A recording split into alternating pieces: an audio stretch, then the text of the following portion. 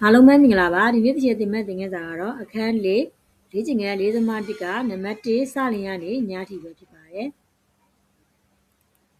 ်အဲ့လိုကျွန်တော်နံပါတ်စလင်ကိုသွားပါမယ်ကျွန်တော်စာဝင်းခွဲတဲ့အခါမှာနှစ်ထပ်ကိန်းကြီးပြောင်းပြီးတော့စာဝင်းခွဲတဲ့အခါမှာရှင်းသုံးအောင်กินရကြတော့ကျွန်တော်ကနော်မှတ်ပေါ်ကိန်း1ပဲရှိရမှာပေါ့နော်သူကမှတ်ပေါ်ကိန်း3ဖြစ်နေဆိုရင်ကျွန်တော်က3ကိုပုံထုတ်ပါမယ်ခြေကအရှိကနံပါတ်စလုံးမှာကျွန်မသင်ငယ်ဦးပါတယ်အဲ့ဒီမှာကျွန်တော်တို့နံပါတ်စလုံးမှာကကြတော့2x square ဖြစ်တဲ့အတွက်သူ့ကိုပုံထုတ်တဲ့အခါမှာနောက်ကကိန်းကြီးကပုံထုတ်လို့မရလို့ရှိရင်ပိုင်းကြီးမှာ2ခံလိုက်တာပေါ့နော်အဲ့ဒါဒီမှာဆိုလို့ရှိရင်လည်းကျွန်တော်တို့က 3a square ဆိုတော့ကျွန်တော် a square ရအောင်လို့3ကိုပုံထုတ်ပါမယ်အဲ့ဒီမှာဆိုရင်73ကလည်းသူက3ပုံထုတ်လို့မရဘူး3လေးစနေ3ကားလေး15ဆိုတော့သူမပြတ်ဘူး14ရကြတော့လေ3ကားလေး15 3နဲ့5နဲ့မရဘူးပေါ့နော်မရတဲ့တော့ဒီတိုင်းပုံထုတ်လို့မရဘူးမရတဲ့ကျွန်တော်3ကိုပုံထုတ်မယ်ဆိုလို့ရှိရင်သူတို့ကို3နဲ့စားလို့ရှိရင်ပုံထုတ်တာနဲ့အတူတူပါပဲပေါ့နော်ဒီတော့ဒီမှာကြည့်လိုက်မယ်3ကိုပုံထုတ်မယ်ဆိုရင်ကျွန်တော်တို့က 3a square မှာ3ကိုပုံထုတ်ရင် a square ကျန်မယ်13a ကိုလည်း13a မှာ3ကိုပုံထုတ်ရင်နော်ဘိုင်းစီမှာ3နဲ့စားလိမ့်မယ်ပေါ့နော်ဘာလို့လဲဆိုတော့အဲ့ဒီ13-3a နဲ့ဟိုရှေ့က3နဲ့ပြန်ပြောက်တဲ့အခါမှာကျွန်တော်3နဲ့3နဲ့ကြည့်ရင်မူလကိန်းဖြစ်တဲ့13a ပြင်ရမှာပေါ့နော်နောက်ဆုံးကိန်းမှာတဲ့အတိုင်းပဲ14ဆိုတော့ပုံထုတ်လို့မရတော့3ကိုအခြေမှာထားလိုက်တယ်ပြီးတော့အရင်တော့အတိုင်းပဲကျွန်တော်တို့3ကိုဒီဇိုင်းထားမယ် a square ကိုလည်းဒီဇိုင်းထားမယ်13-3a ကိုလည်းဒီဇိုင်းထားမယ်ထားပြီးတဲ့အခါမှာကျွန်တော် a ရဲ့မျက်ပေါ်ကိန်းဖြစ်တဲ့30/3ကိုကျွန်တော်2နဲ့စားပြီးတက်တင်မှာ30/3ကို2နဲ့စားမယ်ဆိုတော့2ကအပြေကိန်းဖြစ်မယ်30/3ကအပိုင်းကိန်းဖြစ်မယ်နော်အပိုင်းကိန်းနဲ့အပြေကိန်းနဲ့ဆိုရင်ကျွန်တော်တို့ဘာလို့ပိုင်းကြီးငါသွားပြီးတော့ပြေကိန်းနဲ့ပိုင်းကြီးနဲ့မြောက်သွားတာပေါ့နော်ဒါဆိုရင်33လေး3နဲ့6ပေါ့နော်ဒီ2နဲ့စားဖြစ်တယ်2နဲ့ပိုင်းစားတာဖြစ်တဲ့ကျွန်တော်ပိုင်းကြီးမှာရှိတဲ့3ကို2နဲ့သွားမြောက်တာပါနော်2နဲ့စားမယ်ဆိုရင်ပိုင်းကြီးမှာရှိတဲ့ကိန်းကိုပဲ2နဲ့သွားမြောက်နိုင်ရပြီပြီးတော့ကျွန်တော်နှစ်ထပ်တင်ပြီးတော့ပေါင်းပေးရတယ်နောက်ဆုံးကဏ္ဍဖြစ်တဲ့14/3ကိုဒီဇိုင်းပြင်မယ်ပြီးတော့ခုနကတော့ကျွန်တော်တစ်ထပ်နော်တစ်ထပ်ကိန်းရဲ့မြောက်ပေါ်ကိန်းကိုစားပြီးတော့နှစ်ထပ်တင်တာတော့နောက်မှပြန်ပြီးတော့နှုတ်ပေးရပါမယ်ဟုတ်နော်ဒါဆိုရင် a square minus 13/3a plus 13/6 the whole square ဆိုတဲ့ဟာအဲ့ဒီဟာကိုကြာကျွန်တော်ဘယ်လိုရှင်းလို့ရလဲဆိုရင်ရှေ့ကိန်းနှစ်ထပ်နောက်ကိန်းနှစ်ထပ်ရှေ့ကိန်းနောက်ကိန်းမြောက်ချင်းရဲ့နှစ်ဆဖြစ်တဲ့ကျွန်တော်ကရှေ့ကိန်းနောက်ကိန်းချင်းကိုနှုတ်ပြီးတော့နှစ်ထပ်တင်လိုက်ရပါရှေ့ကိန်းက a နောက်ကိန်းက13/6အဲ့ဒါကိုတကွင်းလုံးကိုနှစ်ထပ်တင်လိုက်လို့ရှိရင်ပြန်ဖြတ်လို့ရှိရင်ခုနဒီမှာ a square minus 13/3a plus 13/6 square the whole square ဆိုပြီးရရှိပါတယ်အဲ့ဒါ14/3ကဒီတိုင်းပဲပြင်ရမယ်နော်နောက်ဆုံးကဒီ13-6ကိုကြတော့ကျွန်တော်13-6ကိုကြတော့နှစ်ထပ်တင်တာဖြစ်တဲ့73နှစ်ထက်ကကျွန်တော်169 6နှစ်ထက်က36ဟုတ်နော်ရှေ့ရကိန်းတွေရောဒီတိုင်းပြင်ရမယ်နောက်ကကိန်းကပိုင်းကြီးတဲ့အခါမှာ3ကို36ဖြစ်အောင်စနစ်နဲ့မြောက်ပါတယ်ပေါ့နော်ပိုင်းကြီး3ကိုစနစ်နဲ့တော့36ပေါ့ဒါဆို14ကိုလည်းကျွန်တော်ကစနစ်နဲ့မြောက်မယ်နောက်တစ်ခါမှာ14စနစ်လေးက168ပေါ့နော်ဒါဆိုရင်ကျွန်တော်နှုတ်လို့ရပါပြီ169နဲ့168ကိုတော့ -1 ကျန်တယ်ဆိုတော့ -1/36ပေါ့နော်အဲ့ဒီ -1/36ကိုကျွန်တော်နှစ်ထပ်တင်တဲ့အခါမှာ1ကတော့1နဲ့ထက်36က6နဲ့ထက်ဖြစ်တဲ့အတွက် 1/6 square ပေါ့ဒီပုံစံလေးကနှစ်ထပ်ကိန်းနှစ်ခုခြားနာခြင်းဖြစ်သွားပြီရှေ့ကိန်းနှစ်ထပ်နောက်ကိန်းနှစ်ထပ်ခြားနာထားတယ်ပေါ့နော်ခြားနာရဆိုရင်ရှေ့ကိန်းနဲ့နောက်ကိန်းပေါင်းခြင်းညရှေ့ကိန်းနောက်ကိန်းနှုတ်ချင်းဆိုပြီးရရှိပါတယ်ရှေ့ကိန်းက 8 - 30/6နောက်ကိန်းက1/6နဲ့ပေါင်းမယ်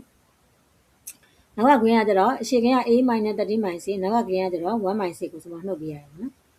နှုတ်ပြီးတဲ့အခါမှာကျွန်တော်ပိုင်းတွေကတူနေတဲ့အတွက် -30 နဲ့ +1 နဲ့ဆိုတော့ -12 ရတယ်-12ကို6နဲ့စားတဲ့အခါမှာ6နဲ့40နဲ့ပေါ့နောက်ကကိန်းက -30 နဲ့ -1 ဆိုတော့ကျွန်တော်က -14 ရတယ်-14နဲ့6နဲ့ကို2နဲ့ပဲကျင်းလို့ရဖြစ်တဲ့အပိုင်းကို2 9 44ပိုင်းကြီးကနေ3 6ဆိုတော့7/3ဒီတော့အနှုတ်ဖြစ်တဲ့အနှုတ်ပေါ့နော်ဒါရှင်းမှမြောက်တဲ့3ကကျတော့နောက်ကဂွင်းကိုသွားမြောက်မယ်နောက်ကဂွင်း a - 77/3ကိုမြောက်တဲ့အခါမှာနော်3နဲ့ a နဲ့မြောက်တော့3ရမယ်3နဲ့7/3နဲ့မြောက်တဲ့အခါမှာပိုင်းကြီး3နဲ့ရှေ့ရမြောက်တဲ့3နဲ့ခြေတဲ့အခါမှာ-7ပဲကျန်တယ်ဒါကြောင့်မို့အဖြေက a - 2တကွင်း 3a - 7တကွင်းဆိုပြီးတော့ရရှိပါတယ်နံပါတ်စာခွဲတဲ့တူပဲ 5m square minus 6m minus 8ပေါ့နော်ခြေတို့လိုချင်တာက m square ပဲလိုချင်တာဖြစ်တဲ့အတွက်ကျွန်တော်တို့က m 5ကိုပုံထုတ်မယ်ဆိုလို့ရှိရင်6နဲ့8နဲ့မှာ5ကိုပုံထုတ်လို့မရဘူးသူတို့ကိုပိုင်းကြီးမှာ5ခံနိုင်ရပြီခုနတိုင်းပဲကျွန်တော်တို့ကနှစ်ထပ်နဲ့6/5m ရေးမယ် m ရဲ့ရှေ့ကိန်းကိုကျွန်တော်6/5ကို2နဲ့စားပြီးတော့နှစ်ထပ်တင်မှာ2နဲ့စားဖြစ်တဲ့အတွက်ပိုင်းကြီးမှာစားမြောက်လိုက်တဲ့အခါမှာ9နဲ့4 10ဘောက6ပေါ့နော်6/5ကိုကျွန်တော်တို့ဒီ2နဲ့စားရဲဆိုတာကပိုင်းကြီးမှာရှိတဲ့9ကို2နဲ့တက်မြောက်တာနဲ့တူတူပဲเนาะဒါကြောင့်မို့ကျွန်တော်6/10 the whole square ရတယ်ဟိုက -8/5 ကိုဒီရင်ပြင်ရေးမယ် ဒီကျရင်ခုနက6 by 10 the whole square ကိုနောက်မှပြန်ပြီးနှုတ်ပြရပါတယ်ဟုတ်ပြီနော်ဒါဆိုရင်ရှေ့ရ m square minus 6 by 5 m plus 6 by 10 the whole square ကကြတော့ဗာလဲဆိုရင်ရှေ့ကင်းတဲ့နောက်ကင်းနှုတ်ချင်းနှုတ်ပြီးတော့နှစ်ထပ်တင်လိုက်ရင်ရပါပြီရှေ့ကင်းက m နောက်ကင်းက6 by 10နှစ်ထပ်တင်လိုက်မယ်နော်နောက်က minus 8 by 5ကိုဒီတိုင်းပြန်ရေးမယ်6 by 10ကကြတော့ကျွန်တော်တို့ကနော်2 3 6 2 5 10ပေါ့ဟုတ်ပြီနော်အဲ့ဒီအပေါ်ကကျတော့ဒီထန်းစစ်ပိုင်ထန်းကိုကျွန်တော်နေ့နဲ့စားရိုက်ခံမှာအပေါ်က300ရအောက်က900ရအဲ့ဒါဆို3ကိုနှစ်ထပ်တင်တော့3 3 9 9ကိုနှစ်ထပ်တင်တော့9 9 25ဒါဆိုကျွန်တော်ကပိုင်းကြီး25ဖြစ်အောင်လို့9ကို9နဲ့မြောက်မယ်10ကိုလည်း9နဲ့မြောက်တော့40ပေါ့နော်40ရပါတယ်ဟိုအနှုတ်နဲ့ကြာပါဖြစ်သွားတယ်ကျွန်တော်ကအပေါင်းပေါ့နော်minus 8 by 5နဲ့ minus 9 by 25ဆိုတော့ကျွန်တော်ကပုံမှာပေါင်းလိုက်တယ်ပေါ့နော်ဒါဆိုကျွန်တော်က49ပိုင်းကြီးရ25အရှိမတော့နှုတ်ဘက်ထားမယ်အလေကောင်မှသူကလက္ခဏာတူရတဲ့ကျွန်တော်ပေါင်းလိုက်တာပေါ့နော် minus 40နဲ့ minus 9ကျွန်တော်ပေါင်းအောင်ပါကျွန်တော်လက္ခဏာတူရပေါင်းအောင်ပါဖြစ်တယ်လက္ခဏာအလေကောင်မှပေါင်းထည့်လိုက်တာပါဒါဆိုရင်49ဆိုတာကကျွန်တော်ကိုလဲခုနှစ်နှစ်ထပ်ပေါ့နော်25ကြောင့်9နှစ်ထပ်ဆိုတော့7 by 5နှစ်ထပ်ရပါတယ်ဒါဆိုရင်နှစ်ထပ်ကိန်းတစ်ခုခြားနာခြင်းဆိုတော့နှုတ်ပေါင်းတွင်းနှုတ်တွင်းရှေ့ကိန်းဖြစ်တဲ့ minus m minus 3 by 5နဲ့နောက်ကိန်းဖြစ်တဲ့7 by 5နဲ့ပေါင်းတာတကွင်းရှေ့ကိန်းဖြစ်တဲ့ m minus 3 by 5နဲ့နောက်ကိန်းဖြစ်တဲ့7 by 5နဲ့နှုတ်တာတကွင်းရပါတယ်ပိုင်းရည်တူတော့ကျွန်တော်တို့ကပေါင်းလို့နှုတ်လို့ရပြီပိုင်းကြီးကို9ပဲရေးမယ် minus 3နဲ့ plus 7ဆိုတော့ကျွန်တော်တို့ကနော်minus 3နဲ့ plus 7ဆိုတော့ကျွန်တော်က plus 4ပေါ့နော်ဒါလေးက plus ပါအပေါင်းပေါ့နော် m plus 4 by 5ဖြစ်မှာပါနောက်ကိန်းကကြတော့ကျွန်တော်တို့ကအနှုတ်ဖြစ်မယ်3 minus 3နဲ့ minus 7နဲ့ဆိုရင် minus 10ရမယ် minus 10ကို9နဲ့ပြန်စားလိုက်တဲ့အခါမှာ minus 2ရရင်ပေါ့ဒါဆိုရင်5နဲ့ m နဲ့မြောက်မယ်ဆိုရင်5ရရတယ်5နဲ့ 4 by 5နဲ့မြောက်တဲ့အခါမှာကျွန်တော်တို့5နဲ့5နဲ့ကြည့်တော့4ပဲကျန်တယ်အပေါင်းလေးပေါ့နော်ဒီအပေါင်းလေးပါဒါလေးကအနှုတ်ဖြစ်သွားတဲ့အပေါင်းလေးပေါ့နော်နောက်တစ်ခုကကျတော့ m minus 2ဖြစ်ပါတယ်ဟောနမကြမြင်စေပါ7a square plus 8a minus 12သူလည်းတိုင်းပဲ7ဘုံထုတ်တဲ့အခါမှာနောက်က8နဲ့12နဲ့ကဘုံထုတ်လို့မရတဲ့ပိုင်းချိန်မှာခံလိုက်မယ်ခံပြီးတော့ခုနအတိုင်းပဲကျွန်တော်တို့က a square plus 8 by 7a ကိုရေးမယ်ပြီးတော့8 by 7 a ရဲ့မြောက်ဘက်တစ်ထပ်ကရဲ့မြောက်ဘက်ဖြစ်တဲ့8 by 7ကို2နဲ့စားမယ်ဒါတဲ့အခါမှာပိုင်းချိန်က14ဖြစ်သွားမှာနော်ပြီးတော့နှစ်ထပ်တင်မယ်နောက်ဆုံးကဏ္ဍဖြစ်တဲ့ minus 12 by 7ကိုရေးမယ်ပြီးတော့ခုနနှစ်ထပ်2နဲ့စားပြီးနှစ်ထပ်တင်တဲ့ဟာကိုနောက်မှပြန်ပြီးတော့နှုတ်ပြရပါတယ်ဟုတ်နော်ရှေ့မှာဂျာရတွေလည်းနောက်ကရှာကြမှုသူ့ဟာကိုယူပြီးတော့နှုတ်လိုက်ရပြီနော်ဒါပြင်ရှေ့ကိန်းနှစ်ထပ်နောက်ကိန်းနှစ်ထပ်ရှေ့ကိန်းနောက်ကိန်းမြောက်ချင်းရဲ့နှစ်ဆဆိုတော့ကျွန်တော်ဘာလုပ်ရမလဲဆိုလို့ရှိရင်ရှေ့ကိန်းနောက်ကိန်းပေါင်းချင်းရဲ့နှစ်ထပ်ရမယ်နော်သူကအရှိမအပေါင်းကြီးထားတယ်ဝိနည်းမှာဆိုရင်လက္ခဏာကနှစ်ခုမှာရှေ့ရကိန်းကိုကြည့်တာရှေ့ရလက္ခဏာအပေါင်းဆိုရင်ဝိနည်းမှာအပေါင်းရှေ့ရလက္ခဏာအနှုတ်ဆိုဝိနည်းမှာအနှုတ်နော်ဒါဆိုရင်ရှေ့ကိန်းက a နောက်ကိန်းက4 by 7ပေါ့နော်ဘာလို့ဆိုတော့ကျွန်တော်တို့ကျင်းတဲ့ခါမှာနှိမ့်နဲ့ကျင်းလို့ရတယ်8ကိုနှိမ့်နဲ့ကျင်းတော့နှိမ့်လေးလေးရှိ14ကိုကြာနှိမ့်9နဲ့14ပေါ့နော်အဲဒီနောက်ကကိန်းကိုဒီတိုင်းပြင်ရေးမယ်8နဲ့14ကိုလည်းအတိုင်းပဲကျွန်တော်ကျင်းတဲ့ခါမှာနှိမ့်လေးလေးရှိနှိမ့်9နဲ့14ဒီ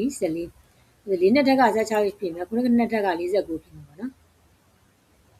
ဒါဆိုရင်ကျွန်တော်တို့ပိုင်းကြီးနှိမ့်လို့ရပြီ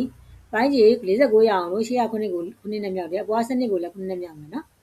ဒါဆိုရင်84နဲ့16နဲ့နောက်တစ်ခုဆိုတော့ပေါင်းပြရပါတယ်ပေါင်းတော့100ရတယ်ပေါ့နော်ဒါဆိုရင်100ဆိုတာက10နဲ့တက်49က9နဲ့တက်ဆိုတာ10 by 7 the whole square ဒါဆိုရင်နှစ်တကိန်းတစ်ခုခြားနာခြင်းကအပေါင်းတစ်ကိန်းနှုတ်တွင်ပေါင်းတစ်ကိန်းနှုတ်တွင်ဆိုတာကရှေ့ကိန်းနဲ့နောက်ကိန်းပေါင်းတာတစ်ကိန်းရှေ့ကိန်းနဲ့နောက်ကိန်းနှုတ်တာတစ်ကိန်းရှေ့ကိန်းကကျတော့8 plus 4 by 7နောက်ကိန်းက10 by 7เนาะအဲ့ဒါကိုနှုတ်တာတစ်ကိန်းပေါင်းတာတစ်ကိန်းဒါဆိုကျွန်တော်တို့ပြန်ရေးတဲ့အခါမှာ4နဲ့10နဲ့ပေါင်းတော့14ကို9နဲ့စားတဲ့အခါမှာ2ရပါတယ်နောက်ကကွင်းမှာကျတော့ပိုင်းကျတော့9ပဲ -10 နဲ့ plus နဲ့ဆိုတော့ -6 ရပါတယ်ဟုတ်နော်ဒါဆိုရင်ဒီ9ကိုကျတော့နောက်ကကွင်းမှာလာမြောက်မှရမယ်ရှေ့ကင်းကဘုံလို့လာတဲ့9ကိုနောက်ကွင်းမှာဝင်မြောက်မယ်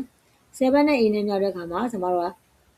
7a ရပြီးတော့7နဲ့6 by 7နဲ့မြောက်တဲ့အခါမှာပိုင်းကျ7နဲ့ရှေ့ကမြောက်တဲ့မြောက်ကွင်း7နဲ့ကြည့်ရတဲ့အခါမှာ-6ကျင်တယ်ဒါဆိုရင်အဖြေက a + 2 * 9a - 6ရပါတယ်တို့ကနမညပါ 5c square minus 24c plus 27သူလည်းတိုင်းမဲ့5ကိုပုံထုတ်မှာဖြစ်ပါတယ်24နဲ့29မှာကျတော့5ကိုပုံထုတ်လို့မရတဲ့အတွက်ပိုင်းကြီးမှာကျွန်တော်9နဲ့ထားလိုက်မယ် ဥစ္စာတွေကတော့အကုန်လုံးတူတူပါပဲပေါ့နော်တပုတ်ရရင်ကျန်တဲ့ပုတ်တွေပြင်ရပါတယ်ဒါဆိုရင်ကျမတို့ကနော် c square minus 24/5c ကိုဒီတိုင်းပြင်ရမယ်တစ်ထပ်ကင်းရဲ့ပြပေါ်ကင်းဖြစ်တဲ့ 24/5 ကိုကျွန်တော်2နဲ့စားမယ်ဆိုတော့ 24/10 ရပါမယ်အပေါ်ကနှစ်ထပ်တင်မယ်ပေါ့နော်နောက်ဆုံးကင်းက 27/5 ကိုပြင်ရမယ်နောက်မှကျတော့ခုနကစားရပြီးတော့နှစ်ထပ်တင်တဲ့ဟာကိုပြန်နှုတ်ပြရမယ်ဟုတ်နော်ဒါဆိုလို့ရှိရင်ကျွန်တော်တို့ကရှေ့ကင်းနှစ်ထပ်နောက်ကင်းနှစ်ထပ်ရှေ့ကင်းနောက်ကင်းမြောက်ချင်းရဲ့နှစ်ဆပုံစံကြီးဖြစ်တဲ့အတွက်ရှေ့ကင်းနောက်ကင်းကိုနှုတ်ပြီးတော့နှစ်ထပ်တင်ပါဘာလို့ဆိုတော့ရှေ့ကအခေကအနှုတ်ဖြစ်နေတဲ့အတွက်နော်အဲတော့ c minus 24/10 square ပေါ့နောက်ကကင်းကိုပြင်ရမယ်24နဲ့30ဆိုတော့ကျွန်တော်တို့နှစ်နဲ့ကျင်းလိုက်မယ်နှစ်9လေး30နှစ်7နဲ့လေး24ပေါ့နော်ဒါဆိုရင်7နှစ်ထက်က7နှစ်နဲ့7နဲ့ရ144ပြီးတော့နောက်က30က9ဖြစ်သွားပြီးတော့9 9လေး25ပေါ့ဒါဆိုကျွန်တော်ပိုင်းချိန်25ဖြစ်အောင်လို့9ကို9နဲ့မြောက်မယ်ဒါဆို29ကိုလည်း9နဲ့မြောက်မယ်ဒါ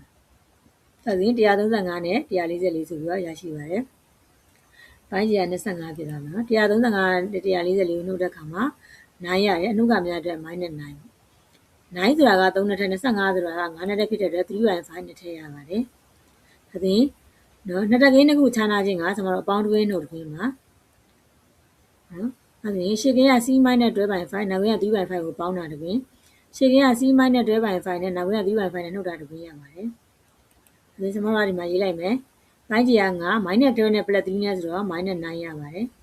နောက်ကွင်းကကျတော့ကျွန်တော်ပိုင်းကြီးက9 -12 နဲ့-12နဲ့-3 နဲ့ဆိုတော့ -15 -15 ကို9နဲ့စားတဲ့အခါမှာ3ရတယ်ပေါ့နော်ဒါဆိုရင်ရှေ့ကကွင်းကိုပဲကျွန်တော်5နဲ့မြတ်တဲ့အခါမှာ5နဲ့c နဲ့မြတ်ရင် 5c ရပြီးတော့5နဲ့ 9/5 နဲ့မြတ်တဲ့အခါမှာပိုင်းကြီး5နဲ့ပိုင်းဝေ5နဲ့ကြည့်တော့9ပဲကျန်မယ်ဒါဆိုရင်အဖြေက 5c - 9